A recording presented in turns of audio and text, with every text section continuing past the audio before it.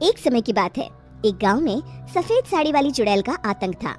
चुड़ैल रात भर गांव में घूमती और गांव का जो भी आदमी उसे दिखाई देता उसे वो घायल कर देती। अरे कोई तो बचाओ, मर गया रे। एक रात हरिया अपने खेत से अपने घर लौट रहा था कि तभी अचानक उसके सामने चुड़ैल आ जाती है। अरे बाप रे, ये चुड़ैल कहाँ से आ गई? आज तो मैं गया काम से।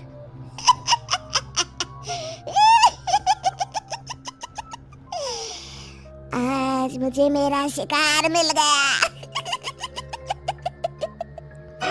अरे चुड़ैल दीदी, मुझे छोड़ दो। जैसे ही चुड़ैल हरिया की तरफ बढ़ती है, हरिया वहाँ से भाग जाता है और अपने घर के दरवाजे पे पहुँचता है। अरे भगवान, जल्दी से दरवाजा खोलो, मेरे पीछे चुड़ैल पड़ी है। हरिया की पत्नी जल्दी से दरवाजा खोल देती है। अरे आप इतना हाफ क्यों रहे हैं? अरे मेरे पीछे चुड़ैल पड़ी है, आज तो मैं बाल बाल बच गया। जल्दी से सभी दरवाजे और सभी खिड़कियों को बंद करके बत्ती बुझा दो। तभी चुड़ैल हरिया के घर के पास पहुंच जाती है। अरे वो आदमी कहाँ गायब हो गया? मैं भी देखती हूँ आखिर कब तक बचेगा। मैं अपने शिकार को इतनी आसानी से नहीं छोड़ती। इतना कहकर चुड़ैल वहाँ से चली जाती है। वहीं दूसरी तरफ हरिया और उसकी पत्नी दोनों अपने घर की खिड़की से ये सब देख रहे होते हैं। अरे बाप रे, ये तो बड़ी डरावनी चुड़ैल थी। अगले दिन ये बात आग की तरह पूरे गांव में फैल जाती है और धीरे धीरे लोग चुड़ैल के डर के मारे शाम होते ही अपने घरों से बाहर निकलना बंद कर देते हैं। कुछ दिनों के बाद भाई, मैंने तो इस चुड़ैल के डर के मारे रात को अपने खेतों को पानी देना बंद कर दिया है। कहीं मेरी फसल सूख गई तो मैं तो कहीं का नहीं रहूंगा। साहूकार का कर्जा कैसे चुकाऊंगा? अरे भाई, पूरे गांव वालों का यही हाल है। पता नहीं ये चुड़ैल हमारे गांव में कहां से आ गई। फिर एक दिन गांव के पास वाली नदी के किनारे एक बहुत बड़े तांत्रिक के आने की बात कुछ गांव वालों को पता चलती है। वो लोग जाके ये बात गांव के मुखिया को बताते हैं।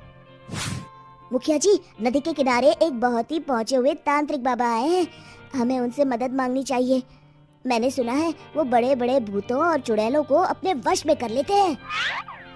मुखिया जी सभी गांव वालों को लेकर उस तांत्रिक के पास पहुंच जाते हैं। ओम फट स्वाहा, ओम फट स्वाहा। तभी तांत्रिक अपनी बंद आंखों को खोलकर कहता है, क्या बात है? तुम सब लोग यहाँ क्यों आए हो? मुखिया जी उस तांत्रिक को सारी बात बता देते हैं। अच्छा, तो ये बात है। और तांत्रिक अपनी आंखों को बंद कर लेता है। मैं देख रहा हूँ तुम्हारे पूर्वजों ने बहुत पाप किए थे, जिससे ये गांव अब श्रापित हो चुका है। उसी के फल स्वरूप तुम्हारे गांव में चुड़ैल आई है। ये चुड़ैल बहुत खतरनाक है, ये किसी को नहीं छोड़ेगी। हे भगवान, मर गए रे, अब क्या होगा? तभी गांव के मुखिया जी कहते हैं, बाबा, इस चुड़ैल से हम सबको बचा लीजिए। कोई तो उपाय होगा। इसका सिर्फ एक ही उपाय है। सभी गांव वालों को बारी बारी हर दिन अपनी आधी फसल उस पहाड़ी के ऊपर बनी काली गुफा में छोड़ के आनी होगी। तभी उस चुड़ैल की भूख मिटेगी और श्राप का प्रभाव खत्म हो जाएगा और तुम सब जिंदा बच जाओगे। सभी गांव वाले उस तांत्रिक की बात को मान लेते हैं और वहां से चले जाते हैं। फिर अगले दिन से रोज उस गांव के लोग बारी बारी से अपनी आधी फसल उस काली गुफा के पास जाकर रखाते। कुछ दिनों बाद हरिया की बारी आती है। बाप रे, आज तो मेरी बारी है उस काली गुफा में जाने की। क्या करूं? वो तो बड़ी खतरनाक चुड़ैल है। मेरे तो हाथ पैर कांप रहे हैं। फिर हरिया डरते डरते अनाज की बोरियां अपनी बैलगाड़ी में लाद देता है। तभी हरिया की पत्नी उससे कहती है, देखो जी, संभल के जाना और किसी भी हालत में शाम होने से पहले वापस आ जाना। उस चुड़ैल का कोई भरोसा नहीं है जी। हरिया बैलगाड़ी में बैठते हुए कहता है, भगवान, मैं क्या वापस आऊंगा? लगता है अब तो मेरी खबर ही आएगी। इतना कहकर हरिया वहां से चला जाता है। रास्ते में जंगल से गुजरते हुए हरिया की बैलगाड़ी का एक चक्का बड़े गड्ढे में फंस जाता है। हे भगवान, अब ये क्या मुसीबत है? हरिया नीचे उतर के पूरी ताकत से अपनी बैलगाड़ी को गड्ढे से निकालने की कोशिश करता है। बहुत देर मेहनत करने के बाद हरिया की बैलगाड़ी उस गड्ढे से बाहर निकल जाती है। हे भगवान, अब तो शाम होने वाली है। आज तो मैं गया काम से। जैसे तैसे हरिया काली गुफा में पहुंच जाता है। अरे मर गया रे, यहाँ तो चारों तरफ डरावना माहौल है। मैंने यहाँ आने में बहुत देर कर दी, कहीं चुड़ैल नाराज ना हो जाए। हरिया अनाज की बोरियां वहां रख के जैसे ही जाने लगता है, तभी उसे किसी के आने की आवाज सुनाई देती है। हरिया एक कोने में छुपकर अंदर देखने लगता है। चुड़ैल वहां आती है और फिर अपने चेहरे से नकली चुड़ैल का मुखौटा निकाल देती है। हरिया ये देख के हक्का बक्का रह जाता है। तभी चुड़ैल कहती है, भैया यहाँ आना, आज तो बहुत अनाज आया है। इसे मिलाकर अब हमारे पास ढेर सारा अनाज जमा हो गया है।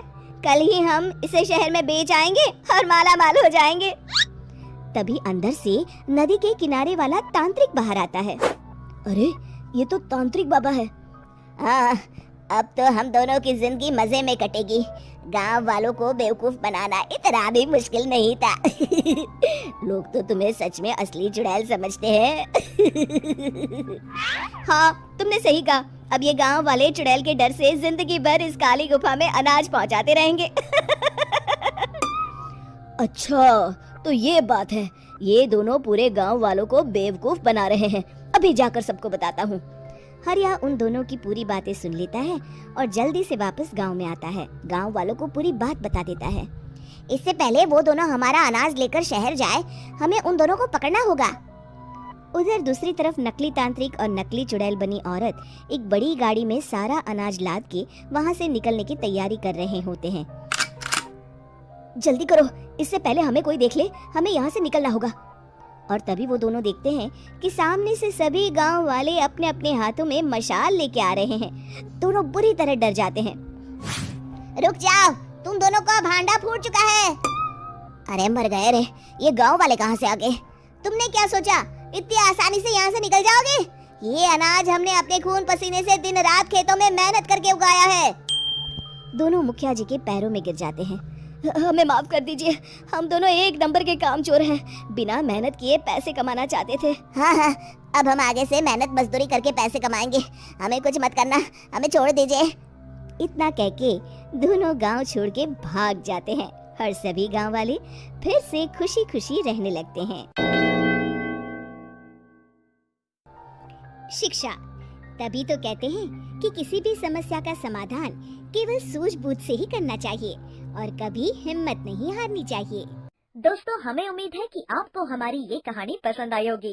कृपया हमारे चैनल को सब्सक्राइब करें और सभी अपडेट्स के लिए बेल आइकन जरूर दबाएं। और हाँ, वीडियो लाइक और शेयर करना मत भूलिएगा। Bye bye.